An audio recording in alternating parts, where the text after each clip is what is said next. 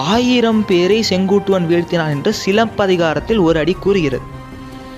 இந்த படையெடுப்பின் முடிவில் செங்குட்டுவன் இமயத்தில் வில் சின்னத்தை பொறித்தார். அதை விடர் சிலை என இலக்கியம் குறிக்கிறது. விடர் சிலையை பொறித்துவிட்டு திரும்பி வந்து விட்டார். இதோடு முதல் படையெடுப்பு முடிந்துவிட்டது. இதை பற்றிய பெருவாரியான தகவல்கள் இவ்வளவுதான். ஆனால் அவர் இங்கு வந்த பிறகு அவர் காதுக்கு ஒரு தகவல் வருது. அவர் வந்து இங்கு கொஞ்ச காலம் ஆட்சி புரிந்து மகிழ்வாக இருக்கிறார். ஒரு நாள் தகவல் வருது. அதாவது வடநாட்டில் கனகன் விஜயன் அப்படிங்கிற 2 பேர் இருக்கிறாங்க. ஒரு நிறைந்த அரசவை, பல மன்னர்கள் கூடியிருக்கக்கூடிய இடம். அங்கே ஆரிய மன்னர்கள்லாம் ஒன்றா கூடியிருக்கிறாங்க. அப்போ கனகரும் விஜயரும் எழுத சொல்ல விட்டார்கள், இந்த தமிழ் மொழியும் அந்த நிலத்துக்கும் என்னங்க இருக்குது, அவங்களுக்கு ஒன்றுமே கிடையாது.